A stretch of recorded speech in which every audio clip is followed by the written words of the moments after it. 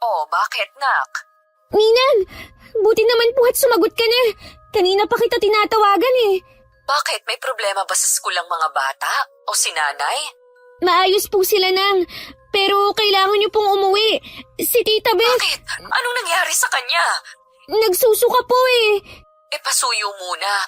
Pakibilhan ng gamot sa sakit ng tiyan. Humingi kang pera kay nanay. Ikaw na munang bahala dyan at OT kami ngayon. Pero nang, hindi po simpleng pagsusuka lang. Mga insekto po yung isinusuka ni Tita Beth. Ano? Opo, kaya umuwi po muna kayo. Si Lola nagpapanik na rin eh. Hindi po namin alam kung anong gagawin. Diyos ko. Oo, sige. Susubukan kong magpaalam sa boss ko. Samahan mo muna si nanay dyan at baka makasama sa kanya ang sobrang pag-aalala. Opo, Ninang. Hihintayin po namin kayo. Sige, at ako'y magpapaalam na kay boss. Salamat, Vina, ha? Naku, wala po yun. Ingat kayo sa biyahe. Sa totoo lamang hindi na talaga gaanong ikinagulat ni Cielo ang nangyayari kay Beth. Bago pa umuwi sa bahay nila sa Batangas ang babae, ay nasabi na nito sa kanila ang matinding problemang pinagdadaanan ni Beth sa Bicol, sa piling ng asawa nito at biyanana. Pero labi siya nag-aalala at nagdarasal ng taimtima na sana'y payagan siyang umuwi ng boss nila. Samantala, sa bahay ni Cielo ay nagkakagulo ang lahat. Hindi na napigilan ni Navina at ang boyfriend niyang si Miko ang pagdagsa ng mga kapitbahay nila sa labas. Narinig kasi ng mga ito ang mga sigaw nila ni Lola Delia, lalo na ang pag-hysterical ni Beth. May mga nagsuhestyon na dalhin ito sa albularyo sa lalong madaling panahon na. Pero hindi maaaring magdesisyon si Vina hanggat wala pang ninang Cielo niya. Ninang! Tumabi kayo! Lola Delia, nandito na po si Ninang Cielo. Si Beth, kamusta na ang kapatid ko? Nasa kwarto po nang. Kanina pa siya nagsusuka. Mas marami po at mas malalaki na yung mga insektong lumalabas ngayon sa bibig ni Tita Beth. Pati na rin sa ilong niya at sa tenga niya. Diyos ko, anong ginawa niyo? Wala po. Hindi namin alam ang gagawin eh. Kaya nga hinihintay namin kayo. May isang kapitbahay po kanina ang nagsabing dalhin na raw po natin sa albularyo si Tita Beth. Nay! Anak, walang mawawala kung susubukan natin. Siguradong hindi rin tatanggapin sa ospital ang kapatid mo sa ganyang kalagayan niya. Sige ho. Tara na, pero teka, sino ang bubuhat sa kanya? Ninang, ako na po. Lagyan din natin ng balabal si Tita Beth para hindi po siya lalong pagpiestahan ng mga kapitbahay. Tsaka nagsabi na rin po ako sa boss ko na kung pwede, pahiramin muna tayo ng sasakyan dahil emergency. Talaga, Miko? Naku, maraming salamat. Buti na lang at nandyan kayo ni Vina. Kaninang wala pa kayo. Nag-uusap po kami.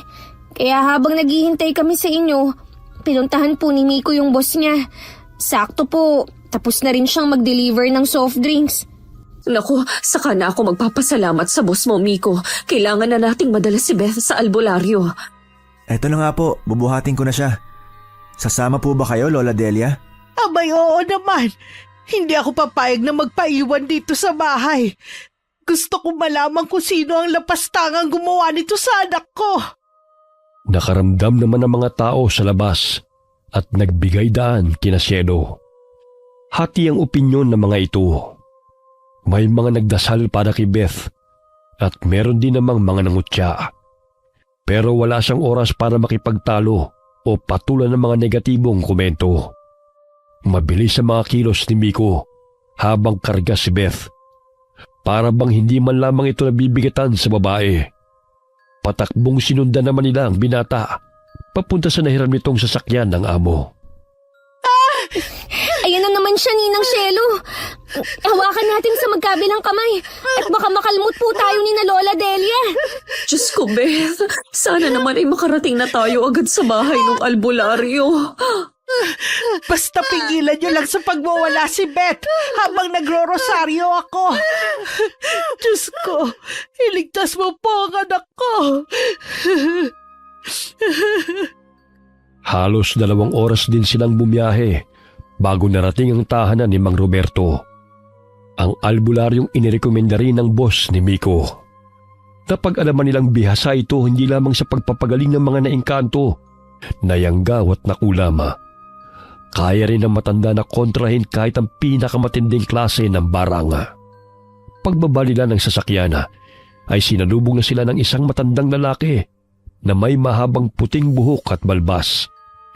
May hawak itong lampara. Kinabi na sina Cielo dahil malayong lugar ni Mang Roberto.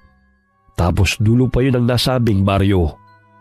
Pero kahit kalat na ang dilim sa paligid, napansin pa rin nilang nasa labas ng kubo ng matanda. May mga palaspas, anting-anting at mga lumang bato na nakapalibot doon. Pasok kayo. Kanina ko ba kayo hinihintay? Ho? Paano nyo nalamang... Ganon siya kahusay na albularyo, Vina. O, tara na raw sa loob para magamot na agad ni Mang Roberto si Tita Beth. Dito. Ihiga mo siya dito sa banig, iho. Magsisindi lamang ako ng insenso. Kanina ko pa nailatag ang mga daon sa mesa. Nakahanda na rin ang asin at langis. Mang Roberto, kayo na lang ho ang pag-asa ng kapatid namin. Buo ang tiwala kung mapapagaling niyo siya. Magbabayad ako. Kahit magkano, may anak ako sa Australia. Hindi pinag-uusapan ng mga tungkol sa ganyang bagay dito sa loob ng tahanan ko. Pero totoo ang sinabi ko. Nay, hayaan na lang muna nating magsalita si Mang Roberto. Pasensya na. Nadala lang ako ng labis na pag-aalala sa anak ko. Ang nakikita ko, isang matandang babaeng may gawa nito sa kanya. Taga Bicol. Sinasabi ko na nga ba? Cielo, tama ang hinala ko. Ang balai kong hilaw ang may gawa nito sa kapatid mo. Hindi pa rin matanggap ni Poldo na ayaw na siyang makasama ni Beth. Hindi na kasi magbabago ang lalaking yun, Nay. Nalulung na sa bisyo. Baka dun pa mamatay si Beth sa pambubugbog niya kung hindi lang nakatakas sa impyernong bahay nila ang kapatid ko. Ang plano niya ay patayin ang anak niyo sa pamamagitan ng barang. Panginoon ko, talagang may sandemonyo pala ang pamilya nila. Pero huwag kayong mag-alala. Kaya kong ibalik ang barang sa kanya. Nang maihanda ng lahat ng kakailanganin sa ritual, pumikit si Mang Roberto at humugot ng malalim na paghinga. Pagkatapos, inilapat nito ang mga kamay sa katawan ni Beth at nag-umpisa ng umusan ng mga salitang tanging ito lamang ang may alam. Magkayakap sila Miko at Vina at ganoon din ang mag-inang Cielo at Lola Delia habang pinanonood ang albularyo sa ginagawa nito. Sa bawat salitang binibigkas ni Mang Roberto, kumikislot ang katawan ni Beth at nalulukot ang mukha sa matinding sakit na nararamdaman. Kinilabutan sina Cielo nang marinig ang iba't ibang boses kay Beth. May batang babae, matandang lalaki, at sa huli ay sigaw ng isang matandang babae. Sa tono nito ay para itong sinusunog. Huwag niyo akong pakialaman. Hindi niyo na siya maliligtas. Ninang! Nakakatakot po si Tita Beth! Kumalma ka, Vina. Hindi siya yan. Shh! Huwag kang matakot, nak. Magdasal ulit tayo. Sa ngalan ng liwanag, putulin ang tali nagbibigki sa sumpa at ibalik sa nagpadala nito. Diyos ko, tulungan mo po ang anak ko. Naway magtagumpay si Mang Roberto. Sa huling bigkas ng albularyo sa orasyon, biglang umubo si Beth at kasunod nun ay nagsuka ito. Mga insekto at napakaitim na likido ang nagsilabasan sa katawan ng babae. Napatakip ng bibig si Vina. Halos masuka sa amoy at sa kahindik-hindik na nasaksihan. Makalipas ang ilang sandali, kitang-kita nila kung paano namutla si Beth hanggang sa tuluyan na itong nawala ng malay tao. Mahagap naman itong nasalo ni Miko na noon ay nasa tabi ng babae. Maingat na inihiga ng binata si Beth sa papaga bago bumalik sa matandang albularyo. Tapos na. Sa wakas. Pero ikinalulungkot kong sabihin sa mga oras na ito, wala nang buhay ang balay mo. Tama lang nakabayaran yun sa ginawa niyang kahiyupan sa anak ko. Nay! Ngunit hindi pa lubos na ligtas si Beth.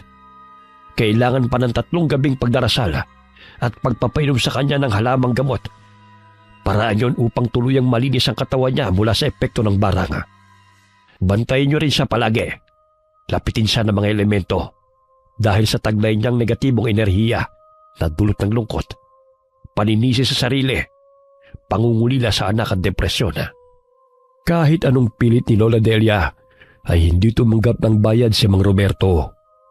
Basta sundin lamang daw nila ang lahat ng bili nito ay ayos na yun sa matanda. At nang gabing yun, nasaksihan nila ang kakaibang kapangyarihan na ginamit laban sa itim na mahika. Napatunayan din nilang malaking bagay ang pagkakaroon ng pananalig sa poong may kapal, lalo na sa oras ng kagipitan. Matapos pasalamatan ng matandang albularyo, ay umalis na sina Cielo. Hinayaan lang nila si Beth na matulog sa biyahe pauwi. Bago sila tuluyang maghiwa-hiwalay nung gabing yun, kinausap ni Cielo sina Vina at Miko. Vina, Miko, maraming salamat sa inyo. Ang laki ng tulong nyo sa paggaling ni Beth at pagkaligtas sa tiyak na kamatayan. Wala po yun, Nang. Pamilya na po tayo. Oo nga po pala. May sasabihin kami ni Miko. Ano yun? Tungkol ba sa pera? Nako, hindi po, Ninang Cielo. Ano? Kami na po. As in, mag-boyfriend na po kami ni Miko. Ha? Ang akala ko, best friends lang kayo at walang mali siya yung pagiging sweet nyo sa isa't isa. Opo, best friends lang naman talaga kami dati kaso po, nagkaibigan Hindi lang po talaga yun yung aaminin namin, Ninang. Naku, kaya ka naman pala nakikininang na sa akin, Miko. Ano pa yung sasabihin nyo? Ako na, Miko. Buntis po ako ng... Ano? Kailan pa? Ilang buwan na? Alam na ba to ni Mari? Hindi po. Kayo pa lang yung nakakaalam. Napakababata nyo pa.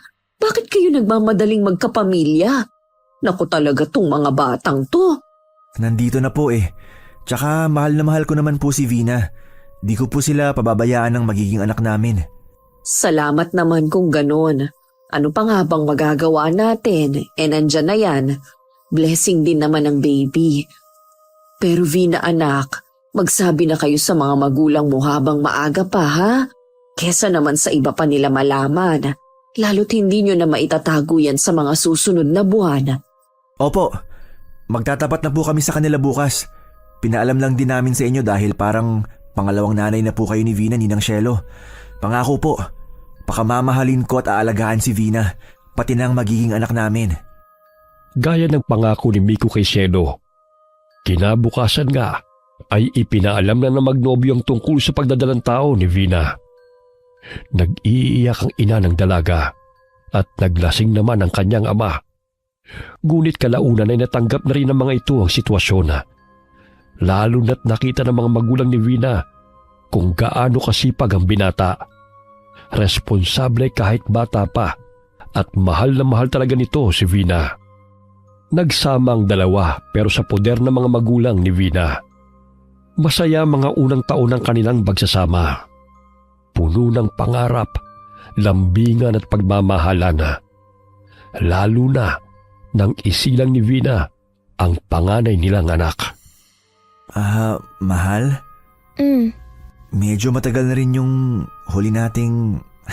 Alam mo na. Anong matagal ka dyan? Last week lang, Miko Oh, di ba? 1 linggo na agad ang nakalipas. Huwag ka nga dyan. Baka masundan si Sheena. Mahirap na. Ang mahal ng mga bilihin ngayon. Gusto ko nga magtrabaho para makatulong sa'yo kahit paano Nako, di na kailangan. Kailan ba kita inobliga, ha? Kayang-kaya ko namang buhayin kayong mag-ina. Siyempre, sayang din yun. Makakaipon na tayo at makakabukod. Para may sarili na tayong tirahan. Kahit ba umupa tayo sa isang maliit lang na apartment Hindi na nga kailangan. Ako ang padre de pamilya, Vina. Kaya responsibilidad ko kayo. Huwag na natin ulit pag-usapan ng tungkol dyan. Baka mauwi pa sa away. Ito naman, nagagalit agad. Sige na nga, payag na ako sa gusto mo. Yung inuungot mo kanina. Talaga? Oo nga, para mawala na yung tampo mo dyan. Yes! Akala ko, outside ako lambu na naman ako ngayong gabi. At panibagong pagbibilang na naman ang utang mo. Anong utang ka dyan? Grabe ka talaga sa akin ah. Tara na mahal, umpisahan na natin. At baka magising pa si Sheena. Mabibitin tayo pareho. Sus! Kung di lang talaga kita mahal eh. Mas mahal kita, Vina. Mahal na mahal. Halika na. Nagkatotoo nga ang sinabi ni Vina. Nasundan ng anak nilang si Sheena. Lalaki ang pangalawang isinilang niya. Dahil sa lumalaking pamilya, mas naging masipag si Miko. Nagdagdag pa ito ng mga sideline. Halos gawing gabi ang araw para lamang sa pamilyang pinakamamahal. Hanggang sa sinubok ang kanilang pagsasama, nagkaroon ng sakit si Vina. TB. Dahil doon, humiwalay muna sila ni Miko ng tirahan. Ang mga bata naman ay inalagaan muna ng nanay ni Vina. Kahit pagod sa pagtatrabaho, kinaya lahat ni Miko dahil kailangan ni Vina ng sapat na pahinga. Pati mga gawaing bahay ay siya na ang gumagawa. Naging mas mahaba rin ang pasensya niya kay Vina na noon ay naging bugnutin. Ang ikinasama lang ng loob niya ay nang mapansin ni Miko ang madalas na pagpupuyat ni Vina. Laging hawak ang cellphone. May mga oras pa na nadadatnan niya ang babae na may kausap sa cellphone. Nagtatago lamang si Miko at nagkukunwaring walang alam sa mga ginagawa ni Vina. Mahal, uminom ka na ba ng gamot mo? Sabi ng doktor, wag daw kaliligtaan. Dapat laging nasa oras para gumaling ka agad. Paulit-ulit ka na naman. Hindi pa ako ulyanin, Miko. Kaya wag kang parang sirang plaka dyan. Nagpapaalala lang naman ako. Gusto ko kasi talagang gumaling ka na. Namimiss ka na rin kasi ng mga bata. Kung talagang gusto mo akong gumaling, magtrabaho ka lang ng magtrabaho. Hindi yung para akong sanggol kung bantayan mo. Ginagawa ko naman lahat para sa inyo ah. Halos wala na nga akong pahinga. Nagrereklamo ka? Nanunumbat? Miko, Vina, nag-aaway ba kayo? Ninang, Kayo po pala nang. Napadalaw po kayo. Oo. Dumaan ako sa palengke kanina. E naalala ko si Vina. Ito anak, dalandan. nako, salamat po Ninang Shelo. Kumusta naman po kayo? Ang tagal na rin pala nating hindi nakakapagkwentuhan. Dahil nahihiya kay Shelo sa inabutang eksena nito sa pagitan nila ni Vina, iniwan muna ni Miko ang magninanga. Lumabas siya at bumili ng merienda. Habang naglalakad pa uwi, may narinig siyang bulong-bulungan ng mga kapitbahay nila. Puno rin ng panghuhusga ang mga matang nakatingin sa kanya. Binaliwala lang lahat yun ni Miko.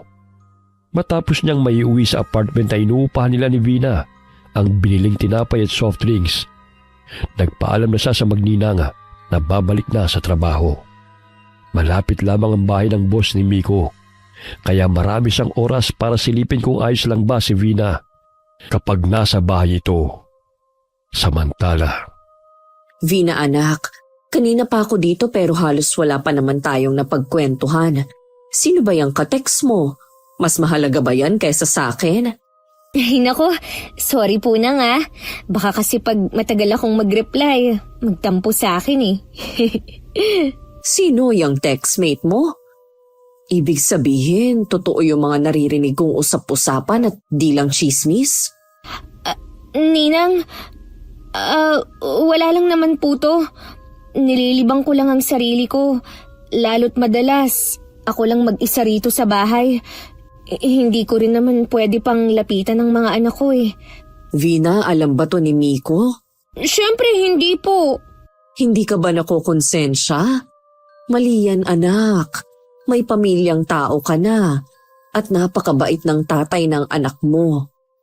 Mahirap na makahanap ng katulad ni Miko sa panahon ngayon. Alam nyo nang, kung nagpunta kayo rito para lang sermonan ako, salamat na lang po. Pero kahit wag nyo na akong dalawin sa susunod. Vina, wag mo sanang mamasamain ang mga sinabi ko. Para rin sa'yo yan. Gusto lang kitang ilayo sa kasalanan at kapahamakan. Nakalimutan mo na ba yung nangyari kay Beth? Ayokong maranasan mo yun, anak. Huwag po kayong mag-alala. Magkaiba ang kapalaran namin ni Tita Beth. Sinisiguro ko po sa inyo na hindi mangyayari sa akin ang ganon, Ninang. Pagpapasensyahan kita sa ngayon dahil sa kondisyon mo. Pero sana, pag-isipan mo rin ang lahat, Vina. Sa kabila ng pagpapaalala ni Cielo, hindi nakinig si Vina. Ipinagpatuloy niya ang pagipaglandian sa text sa lalaking ni minsan ay di pa niya nabanggit ang pangalan kanino man. Habang si Miko'y nagpapakahirap sa pagtatrabaho para maitaguyod silang mag-iina. Tila ba'y nawalan siya ng amor sa lalaki at nakalimutan na ang mga pangako nila noon sa isa't isa. Hanggang isang hapon, nagulat siya nang biglang dumating si Miko sa apartment na tinutuluyan nila. Alanganing orasyon ang uwi nito. Kaya naabutan si Vina na may kausap sa cellphone. Miko, Anong sabi mo? I love you? Sino yung kausap mo? Yung lalaki mo ba, ha, Vina? Miko, hindi! Sandali lang! Pakinggan mo muna ako! Para ano? Para gumawa ka na naman ng bagong kasinungalingan? Ano ba? Saan mo nakuha yan? Kay Ninang Cielo ba? Walang kinalaman dito ang ninang mo. Ang mga tao dito sa lugar natin, matagal na tayong pinagpipiestahan. Sabi nila tanga raw ako. Gago! Kasi niloloko ko na kinakasama ko. Na habang ako, halos magpakamatay na sa pagtatrabaho, ikaw puro lang pasarap. At nagawa mo pa lumandi. Mas naniniwala ka sa ibang tao kaysa sa akin, Miko. Dati hindi. Pero narinig ko mismo kanina pagdating ko. Sino siya, ha, Vina? Mas marami bang pera kaysa sa akin? O baka mamaya, kabit ka lang pala niyan. Nakilala ko lang sa check-up. Tapos yun, nagpalitan kami ng cellphone number. Tapos, nagkausap ng madalas. Kasi naman nakakainip dito sa bahay. Tapos, lagi ka namang wala.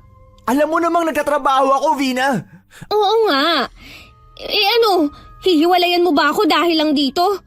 Wala lang naman to Yung narinig mo kanina, hindi naman ako seryoso. Mas mahal kita, Miko. Kayo ng mga bata. Ayoko mawala ka sa akin. Kahit kailan di kita hihiwalayan.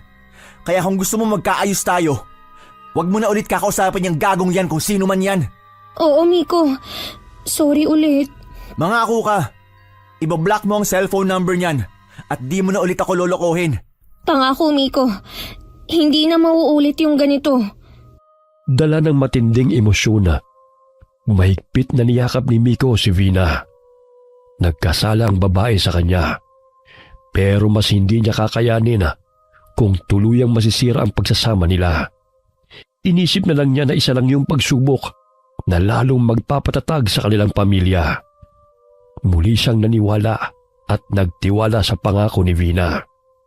Makalipas ang 2 buwan, matapos ang pangyayaring yun, na destino sa ibang lugar si Miko.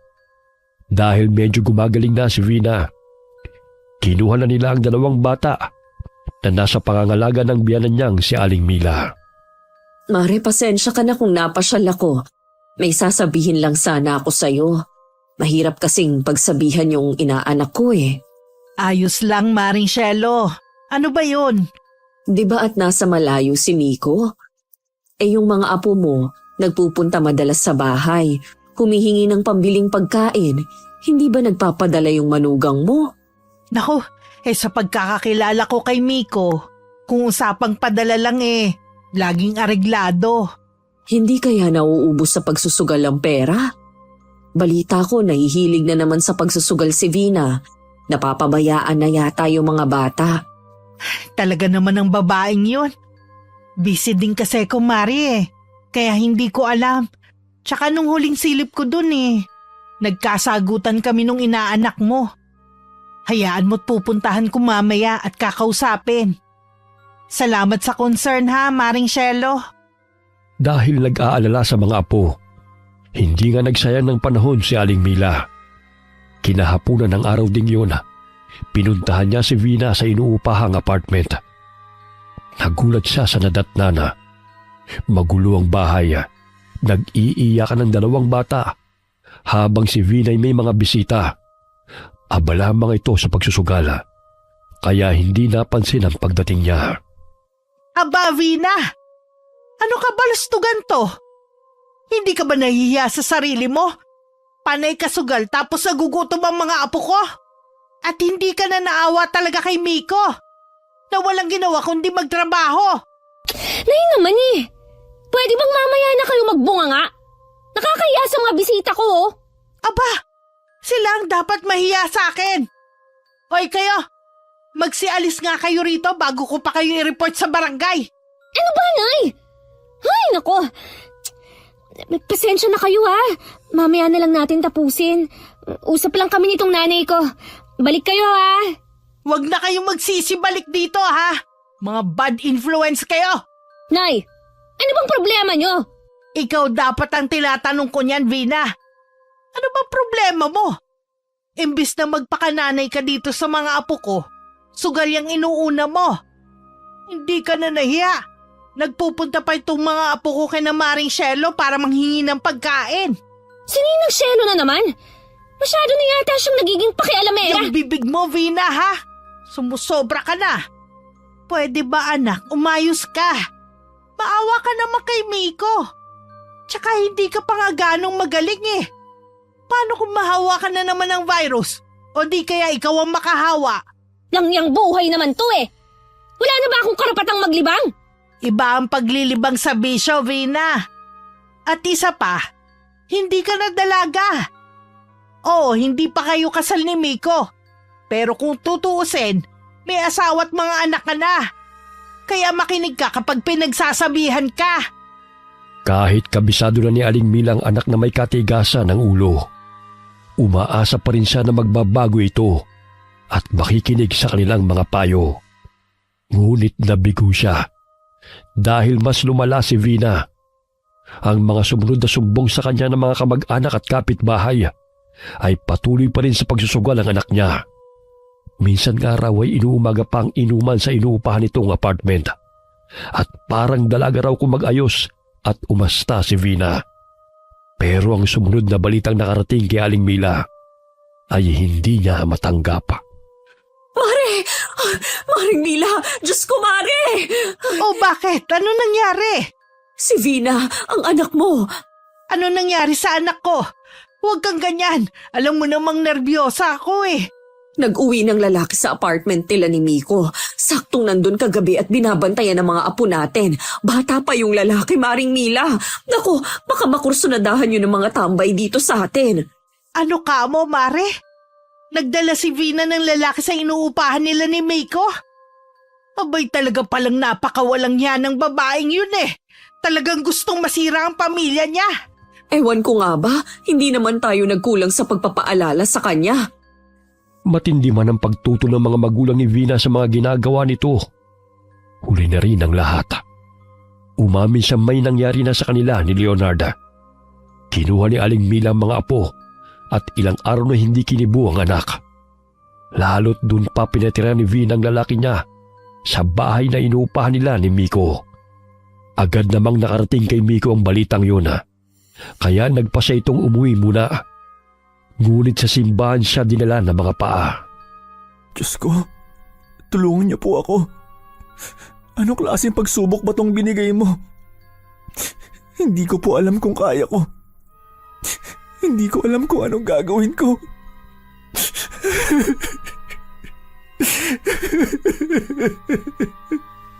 Pagkalabas ng simbahan, naglakad si Miko hanggang sa mapadpad sa isang parke. Umupo siya sa madilim na sulok. Kausap ang sarili. Walang pakialam sa mga dumaraang tao. Ang buong pagsasama nila ni Vina, ang una nilang yakap at halik. Ang sumpaan nilang sabay na haharapin ang lahat ng pagsubok na darating sa kanilang relasyon. Lahat yun ay nagsalimbayan sa kanyang alaala. Kinagabihan, dala ang alak na binili sa kanto. Lasing na umuwi si Miko. Hindi na niya kinayang bigat ng dibdib na nararamdaman ng mga oras na yun. Sa harap ng apartment na inuupahan nila, natumba siya dahil nawala ng balanse at halos sumubsob ang mukha niya sa lupa habang umiiyak at sumisigaw. Mahal na mahal kita, Vina. Pero bakit? Bakit nagawa mo to sa akin? Ano ba ang kasalanan ko? Ano ba ang pagkukulang ko?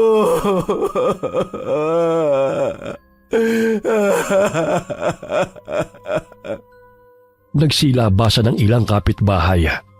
Nakiusyoso. Ngunit walang nakapigil kay Miko. Para siyang batang iniwan at inagawan ng candy habang lumuluha. Hanggang sa bumukas ang pintuan maya-maya. Lumabas si Vina. Maayos ang suot. Parang dalaga. Ngunit malamig ang mga titig. Pati na rin ang tono ng boses nito. Vina, sabihin mo lang kung anong kulang. Babawi ako sa'yo. Ibibigay ko lahat. Huwag mo lang ako iwan. Huwag mo lang sirayan ang pamilya natin. Kawawa mga bata, Vina. Miko, tama na. Pagod na ako. Wala na akong pagmamahal sa'yo. Sorry, pero hindi na ako masaya sa'yo. Mas masaya ako kay Leonard. Vina, mahal. Huwag naman. Huwag mong gawin to sa amin ng mga anak natin. Kahit ano pang gawin at sabihin mo, hindi na magbabago ang desisyon ko. Ayoko na, Miko. Tapos na tayo. Lalong gumuho ang mundo ni Miko sa mga narinig. Ang mga salitang yun ni Vina ay tila mga punyal na bumaon sa kanyang puso. Walang kahit anong pagmamakawa ang nakabali ng desisyon ng babaeng labis niyang minamahal. Nang mga sumunod na araw, matapos si pagbili ng mga anak kina Aling Mila, nagpasa si Miko na bumalik sa trabaho. Masakit man sa kanya ang mga nangyari, kailangan niya magpatuloy sa buhay at magpakatatag para sa mga anak nila. Pero sinabihan niya si Vina na lumipat ng tirahan. Sa ganoong paraan man lang ay makapagpakita pa rin ito ng respeto sa pinagsamahan nila. Noon naman nagsimulang magulong kabanata sa buhay ni Vina. Sa kabila ng lahat ng sakit na idinulot nito kay Miko, hindi pa rin ito tuluyang iniwan ng lalaki. Tuwing may pagkakataon na nagkikita sila ni Miko, umaasa pa rin talaga siya na baka sakaling magbago pa ang takbo ng isip ni Vina. Kahit na alam niyang may Leonard na ito, patuloy pa rin ang pagsusumamo at paglapit niya sa ina ng kanyang mga anak. Marupok si Vina, lalo na tuwing binibigyan siya ni Miko ng pera at material na bagay. Bumabalik siya rito. Kahit alam niyang mali, may nangyayari pa rin sa kanilang dalawa. Pagkatapos, kapag mag-isa na lamang siya, halos mabaliw sa pagsisisi si Vina. Hindi na niya makilala ang sarili niya dahil sa kanyang mga ginagawa. At hindi rin nagtagal, lumabas ang tunay na ugali ni Leonard. Seloso, agresibo, at nambubugbog kapag hindi nasusunod ang gusto. Kinailangang tiisin ni Vina ang pisikal at emosyonal na sakit hanggang sa hindi na niya kinaya. Doon siya nagpasya na tuluyan ng iwan si Leonard. Wala na pala kayo. Bakit di ka na lang bumalik sa akin, Vina? Matutuwa ang mga bata. Hindi pwede, Miko. Siguradong hahantingin tayo ni Leonard. Ayokong madamay kayo ng mga bata kung sakali. Gago pala talaga siya eh. Bakit? Akala ba niya di ko siya kayang labanan? Miko, isipin mo ang kapakanan ng mga bata. Hayaan mo, kapag naayos ko na tong problema ko kay Leonard, mag-usap ulit tayo. Muli umasa si Miko sa mga salita ni Vina. Ngunit nabigo rin siyang muli dahil may bagong lalaki itong nakilala. Si Joey. Ayon sa babae, malaki ang pagkakaiba nito kay Leonard. Mabait, maunawain at may malasakit ang lalaki. Hindi lamang kay Vina, kundi higit lalo sa mga anak nila. Tinanggap din ito ng mga bata na parabang tunay na ama. At sa ikalawang pagkakataon nagparaya si Miko. Sa simula tila nagkaroon ng bagong pag-asa si Vina. Ngunit kahit gaano kabuti si Joey, nanatili ang kahinaan ni Vina. Ang kanyang pagagumon sa atensyon at tukso ay hindi pa rin niya maiwana. Patuloy siyang nakikipagkita kay Leonard paminsan-minsana at meron pang ibang lalaki na kanyang tinatagpo ng palihim. Sa bawat pagtataksila, mas lalo siyang nalulugmok sa putik at bagamat pinipilit niyang magpanggap na masaya't kontento sa kaibuturan ng kanyang puso, hindi na niya alam kung ano talaga ang hinahanap niya. Isang araw, biglang bumagsak ang katawan ni Vina. Noong una akala niya ay naglilihi lamang siya. Pero habang lumilipas sa mga araw, napansin niyang lalo siyang nangihina. Hanggang isang gabi, halos mabaliw si Aling Mila sa takot nang makita ang anak na tinutubuan ng mga pantala at walang tigil ang panginginig ng katawan. Maricelo! Tulong! Bilisan mo, tingnan mo si Vina! Diyos ko, Mare! May mga insekto! Nagsusuka si Vina ng mga insekto! Teka, parang ganito rin ang nangyari kay Beth noon. Ano? Ibig mong sabihin may kumukulam sa anak ko? Ako po may kagagawa ng nangyayari kay Vina. Hiniling ko sa lolo ko sa Negros. Isa po siyang mambabarang. Ginawa ko ito dahil ayoko siyang mawala. At hindi ito magagamot o makokontra ni Numan. Kahit sinong albularyo, kahit sinong pare o manggagamot, walang makakatalo sa sumpa. Ang tanging solusyon lang ay kung sasama ka sa akin, Vina. Uuwi tayong probinsya. Doon na tayo titira sa Negros. Paano ang mga anak ko, Joey? May tatay naman sila eh. Hindi natin pwedeng isama ang mga anak mo. Ikaw lang, Vina. Dahil para sa akin, sapat na sapat ka na. Magsasama tayong dalawa hanggang sa pagtanda natin. Joey, anong klase yan?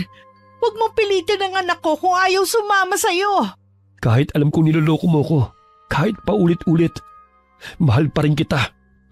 Kaya ganitong paraan ang naisip ko kasi ayoko mawala ka sa akin. Kaya sumama ka na sa akin, Vina. Yun lang ang solusyon para mabuhay ka pa. Diyos ko, Vina! Bakit hinayaan mong humantong sa ganito ang lahat? Anak, para sa buhay mo, sumama ka na. Kami na ni Miko ang bahala sa mga bata. Kaya naming tiisin ang lungkot na malayo ka. Huwag ka lang tuluyang mamatay sa harap naming lahat, anak. Mahal na mahal ako ni Miko, Nay. Ninang, wala siyang ibang ginawa kundi alagaan kami at itaguyod. Pero sinayang ko lang lahat. Ngayon, si Joey, siya ang karma ko.